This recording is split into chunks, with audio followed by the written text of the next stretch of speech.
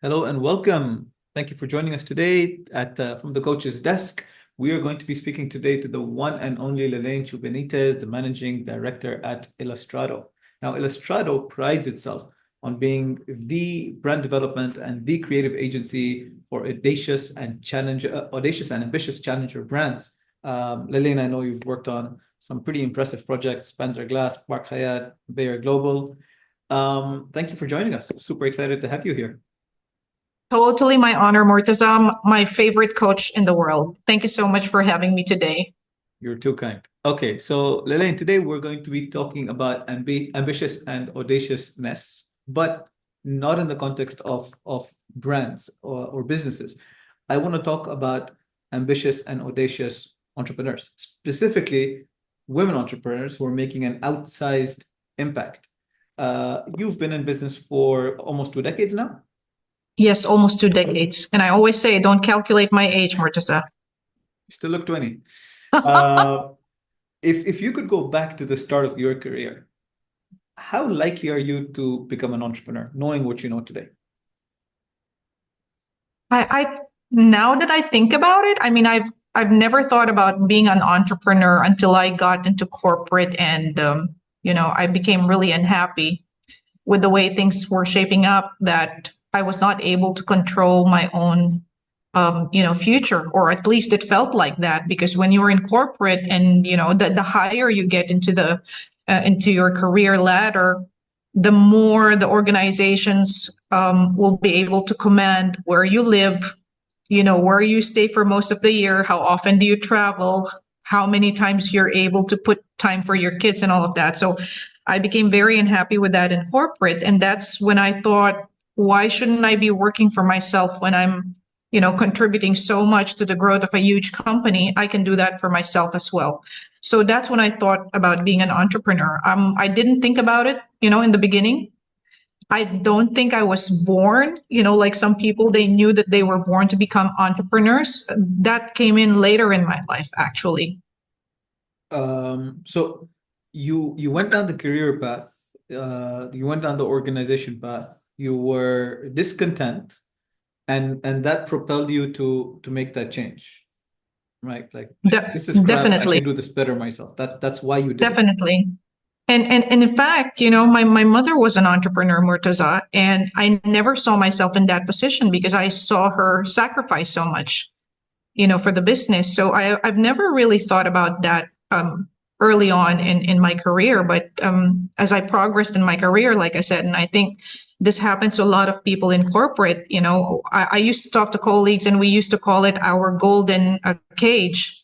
You're in a golden cage, you travel business class, you get to see all these places, you have all the privileges, you've got a team working for you, but you don't have the freedom of commanding your own life, because everything else follows after the career, right? So that's when I thought about that. So you said your mother sacrificed a lot in building her business. You obviously were sacrificing different things in building your career. Um, Tell me a little bit about your mother. How much of what your mother did, how much of her career or her career choices shaped your career choices? Well, my mother was a teacher, and she was very optimistic and positive, and um, also sometimes very impulsive. So I remember before, and this was when my eldest was 3 years old, and he had to go to school. And we just looked in Dubai back then, you didn't have a lot of choices. And she said, why don't we put up a school? She's an educator. Within 30 days, believe it or not, the whole family put in their share. That nursery school was up and running. And I'm not that kind of person, but I've learned, I've seen the good things and the pitfalls, through this long business of hers, so she was running two nursery schools in the UAE, one in Dubai and one in Ras Al Khaimah back then, and a primary school and a high school in the Philippines. So just by watching her, how she interacted with people, how she absorbed all the pressures of that job, I think I've learned a lot, right? I still think that I'm a totally different person, and I'm hoping that, because of watching her, I'm better at what I'm doing today because I've had that privilege of being able to see it, how she's done it. But I never thought of myself in that situation to begin with. So when you started your entrepreneurial journey, you must have thought about her, and you must have sort of probably consciously thought about, there's some things that she did which I want to do or I want to replicate, but there's some things that she did that I definitely don't want to fall into those pitfalls. Um, let's start with the pitfalls. I mean, what pitfalls did you see your mother fall into in her entrepreneurial life that you've been careful not to make that Yeah. mistake? I think one of the pitfalls that my mom had running the business was that she was running it like a mother, Say that again. She and was running it like a. she was running the business like a mother. She was super close to the team, and sometimes I think there's a good distance, right? It's good to be close to your team, but there's also a good distance to put your foot down and say, okay, that's where the line is, right? You have to draw those lines. And I think my mother, being super personal and being super accommodating, being always accessible and all of that, I think that made her suffer on the discipline side of things. So I've seen that how friendly she is. So that there is a pro and a con, on that picture, as always. I love how she is with people, but sometimes that would backfire. So that was a learning for me. One of the main learnings, in fact. Do you find it harder, or do you feel women in general find it harder to be uh, to have that distance? Like generally, do you find women are a bit more empathetic towards team members? I would expect so, especially moms, because we've got this DNA. We're very empathetic. We communicate with people. We allow other people's problems to become our problems. But of course, there are women who are also very practical and very surgical about this, very clinical, and say, okay, this is where I draw the line, right? But I think for us, it's really a matter of balancing that gift. I think we have the gift of allowing ourselves to be close to people, but it's also should be balanced by some discipline, so don't blur the lines and have other How have repercussions. you managed to maintain that balance? Like what habits, what disciplines have you done to ensure that these lines are not crossed?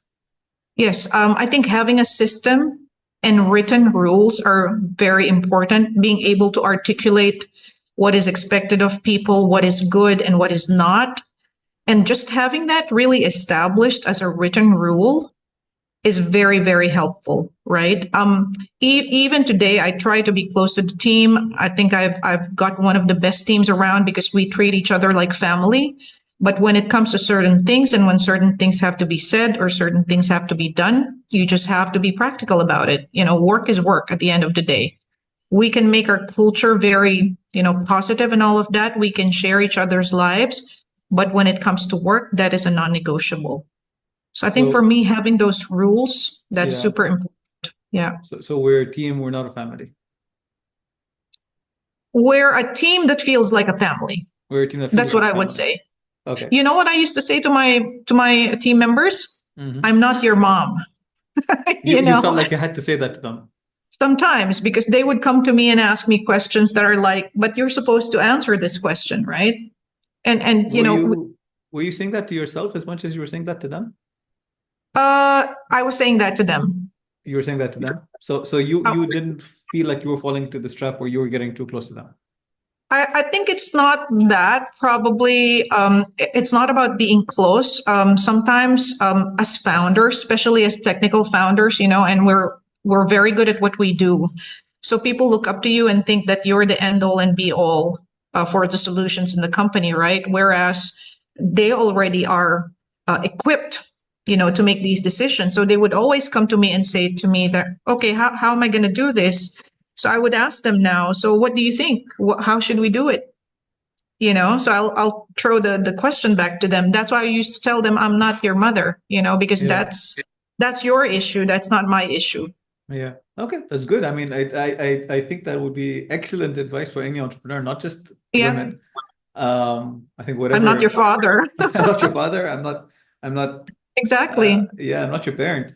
Okay. let's take a step back. So this is one sort of specific pitfall that you saw your mother fall into. Um, what is something that you took from her that either you have grown to emulate, or you still aspire to be able to emulate? Oh, my mother was the kind of person who would go into a room and light up the room.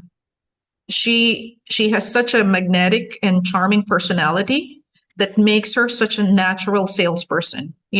I would always say every time my mother sits in the business, that's the day when the sales come. She has this very magnetic presence about her, and I think it's also because she's such a people person. She's so positive. She doesn't even have to sell. People Mhm. just come. People just buy. And even people just buy. And even today, I mentioned that to the team, and I tell them, we have to have this certain lightness of being that attracts people to come to us, because we're there to nurture. We're there to help them. We're there to give them safe space. So I don't know if I'll ever be like that, Murtaza, but I think that's one of the things that I really look up to my mom. That's something that I would love to be at least as close as I can get to where she was. Yeah, no, I mean that does sound like an amazing trait. Okay, switching tracks now a little bit. Your mom's obviously had, a very interesting career. She shaped you in probably in more ways than one. But there are certain inherent challenges to being a woman in business, right? Obviously, I don't know these innately. I'm still learning. Tell me about being a woman in business. What is great, what is good, what is bad, and what is terrible? Okay. Hmm. I, shall we start about great? Let's start with great. I think the great thing about being a woman, we're natural communicators. We can establish relationships easier than men. We're very articulate. We are warm, and we can make people feel warm. I used to have an ex-boss, and he would say that women are the softeners in my organization. We have that quality. So I think that's a strength if we use it to the best possible scenario. So we are very well, placed for those kinds of roles where, we have to engage with a lot of people. I think women are also very natural multitaskers, because we have so much responsibility that are put on us. Especially the big sisters, I call it the big sister syndrome. I don't know if this exists anywhere, but you know what I'm saying? If when you're the big sister, apart from your work, you're used to taking care of the family, minding the parents when they grow old, making sure that the house functions well, taking care of the siblings. So, we are born with this DNA, that we know that we're going to be having so many roles that we have to juggle in our future. So I think those are two of the greatest things that women have at their disposal, Love that that. they can use to their advantage. I love that. I noticed you didn't say, for example, great at technical, great at finance, at analytical, practical. So I want to see where that pops in. Okay, let's move to what's good. Yeah, I think those technical skills are just add-ons. So I'm saying that a man and a woman can have the same technical skills, but as a woman, I will bring in these other facets, right? Okay, So I love think that. technical skills, those are very individual. Well, Mhm, science says that women are better suited for communications more than men. We mhm. have a bigger capacity and a more complex, capability when it comes to communication. So I think those are definitely good things. I love that. Okay, fantastic. Let's move to what's good. What's good? What else is good? I mean, there's so many things. I'm not sure if there's anything that you can say that's good that's not the same as men. Mhm. I think the great stuff is also the good stuff for me, if that makes Perfect. sense. So let's Yeah, move on to not great. So either bad or terrible. What's bad or yeah, terrible, just innately about being a woman in exactly. business? I think what's the first thing in my head that's, that could be bad is work-life balance. Okay. And like I said earlier, because we have to juggle so many responsibilities that are, built in to our DNA, to our role in life, it's hard to have work-life balance, right? You work 8 to 12 hours a day, especially if you're an entrepreneur. So you're probably even working in the weekends if this is a startup, right? And then you go back home and you think about your responsibilities at home.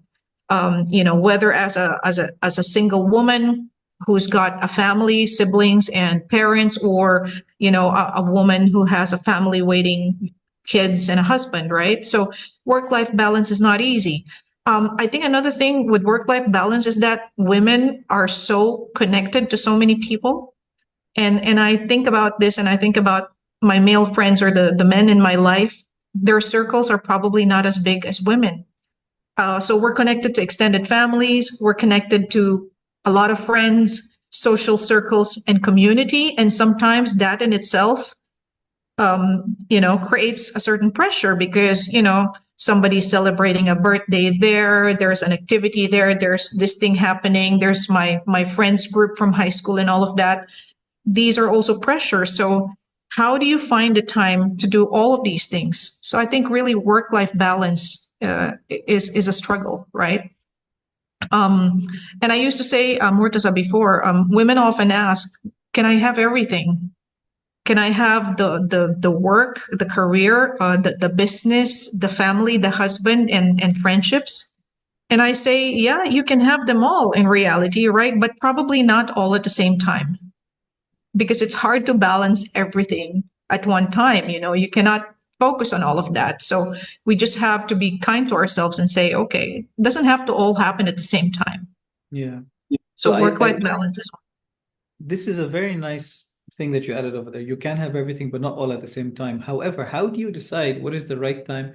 I mean, how long are you going to keep life on hold? Because in the first 2 to 5 years of your business, it is, like 6 full-time jobs.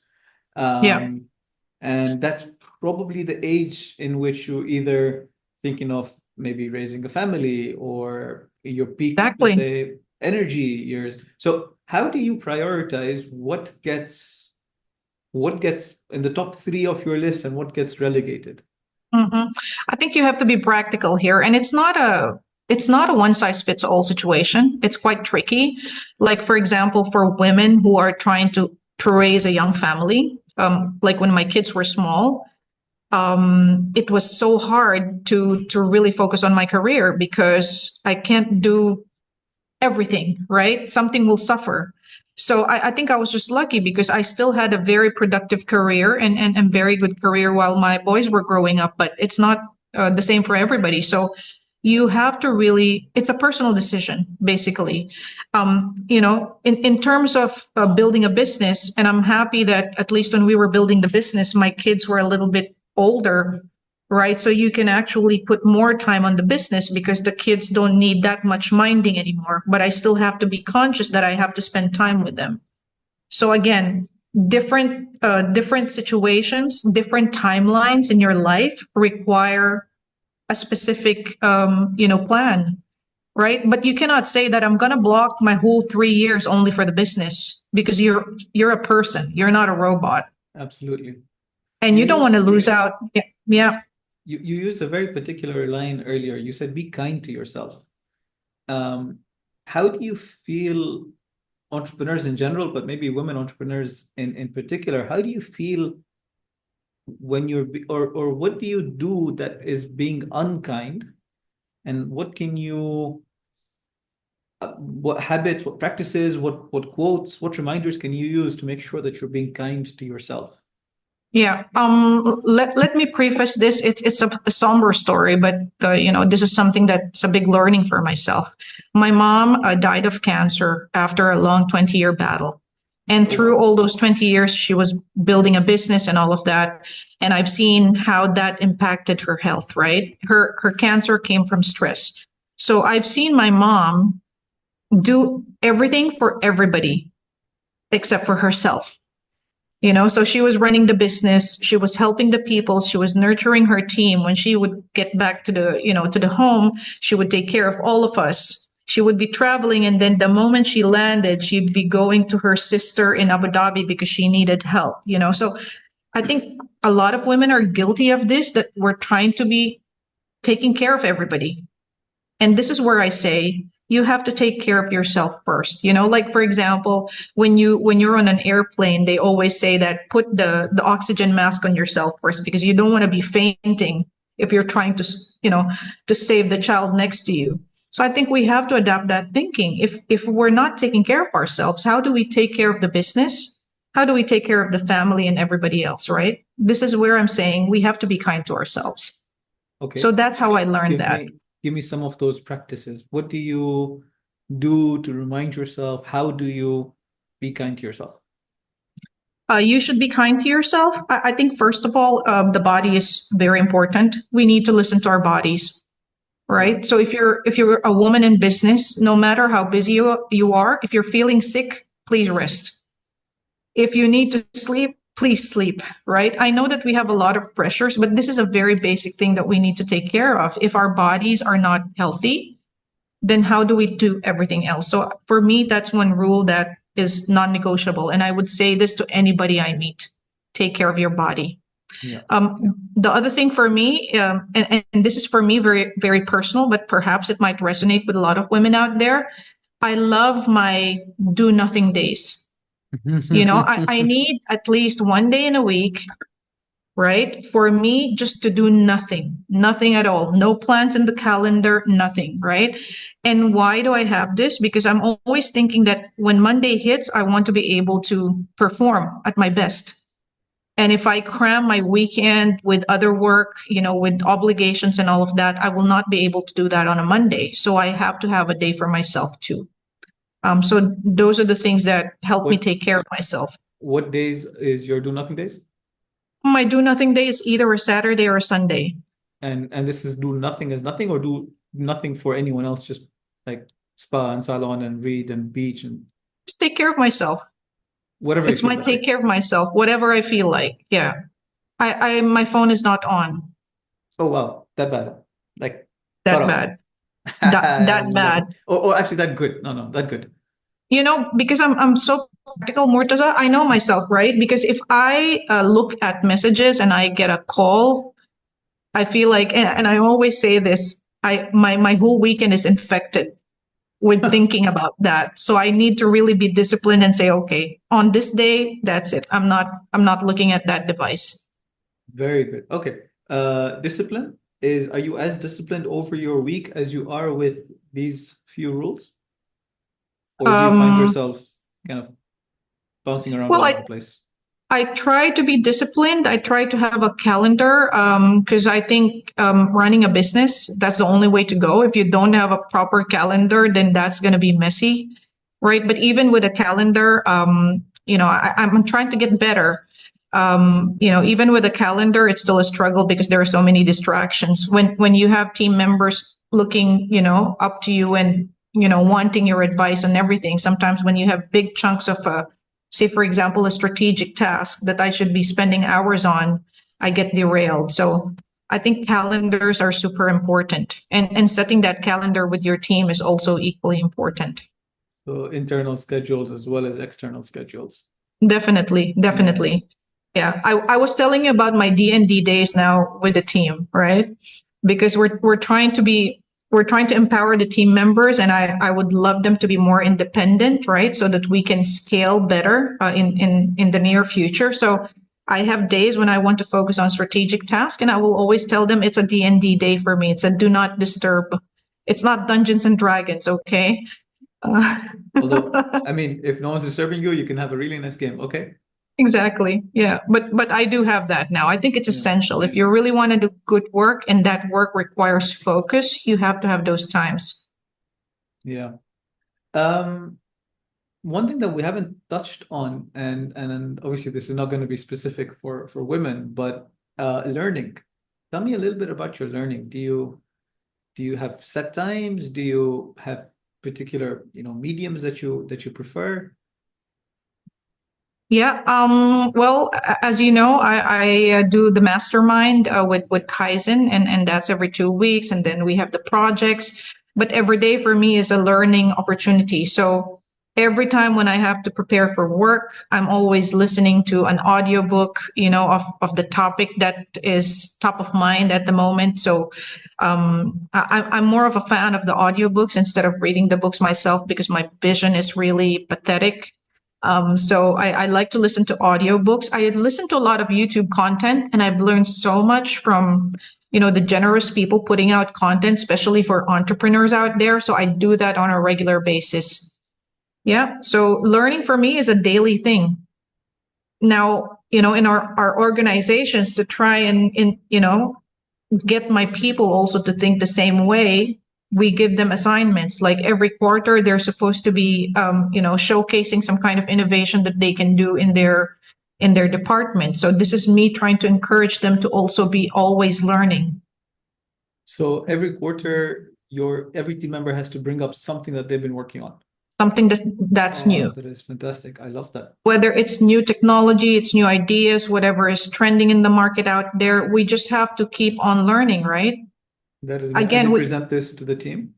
They present this to the team. Yeah, we have a saying in the team: we cannot afford to be dinosaurs. So we have to move with the market. If we can get ahead, even better, right? So, but learning, I think, is a practice, and I think it's an exciting practice. Yeah. I love that. Okay, that is really, really nice. Okay, closing question. There was one thing that you had mentioned, which I was very excited to bring up in this conversation, which is your 10 commandments. Yes. Tell me your 10 commandments. Yes, I have. I've written 10 almost superwoman commandments. Almost superwoman. By the way, it's almost superwoman. Every time I hear it's almost, because we cannot hold ourselves to perfection, because otherwise we will be killing ourselves, right? We have to allow ourselves some percentage of humanity there. We're not perfect. And I think being not perfect is also being kind to yourself. So I always say I'm an almost superwoman, right? Not a superwoman. So 10 commandments. Number 1, love yourself. 2, listen to your body. 3, learn to cultivate happiness and gratitude. I've learned this from one of those YouTube videos, one of those TEDx videos from Buddhist monk Matthew Ricard. You can synthesize happiness, and happiness is a practice. Know what matters. Reframe success. Is it just about money that you're working for? What are you working for, right? Know what matters. Relax your standards. Especially the type A women. We are so specific and so detail oriented, and sometimes we have to relax those standards because we cannot expect exactly the same thing from other people. And we will get stressed if we hold everybody to our own standards all the time. I'm not saying we should not have standards, but sometimes we have to relax those standards. Number 6, let your man take the wheel. Let your man take the wheel. I speak for a lot of Asian women, especially from matriarchal societies where we are managing mostly everything. It's good to step back and allow other people to take the wheel, especially your husband. It's great for the both of you. So let that happen. Learn to go on autopilot on, I say God's highway. It can be Allah or whatever it is to you, right? Sometimes we just have to allow things to happen. The universe has its way of working things out. Let go of toxic people. Like I said earlier, there are so many connections that we have in our life. We cannot afford to be connected to toxic people. Save your time, guys. Number 9, and this is one of my favorites. Eat the damn cake, woman. Okay?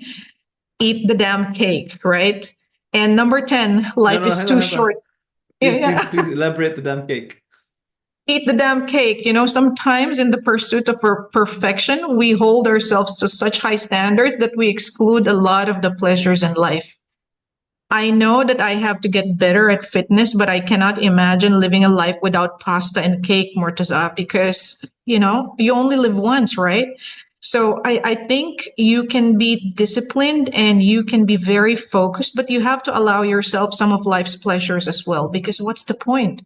What's the point in living if you cannot, right? And the last thing is that life is too short not to dance, right? So have life that is fun, live it with a certain lightness. I always go back to my mom when I think about her and how She brings lightness into her life. We owe that to ourselves. This life has to be fun. It cannot just be about work, work, and work. We're working so that we will have even more fun time. So why not inject some fun on a daily basis? That is And that's it. so powerful. I mean, I don't see why this shouldn't be applied, but by everybody, not just male entrepreneurs, but every single person. I mean, if students had this as part of their life lessons growing up, I think they might even be even more successful in their own careers. Um, Thank you so much. This has been really, really nice. One last question we're going to wrap up with. Is there a Yes. particular quote or particular phrase that you try and live by, or something that is kind of your always there in the back of your mind that you love referring to? Something that you'd like to leave us with? You see, I asked this question of other people and I never really thought about it. But anyway, let me give you one. This is one of my favorites. It's very simple. Rise. That's it. Oh, One word. Rise. Every time, rise, right? Life has a lot of setbacks. You will meet, bad players. You will have disappointments in life, but it doesn't matter. You can always rise. Just rise. That's all that we can do every day. I think that is so powerful. I think that is a really, I mean, obviously you can't have shorter than one word. I don't think I've heard a more powerful short phrase in all of my pursuits. I mean, that was very, very nice. Thank Thank you you so so much, much. Elaine. It's Appreciate been it. such a pleasure. I mean, this has been a fantastic conversation. Thank you so much for sharing your thoughts, your insights, your wisdom, and we cannot wait to see you on this show again very soon. Thank you, Murtaza, and all the best to you. Thanks. Thank Bye-bye. you.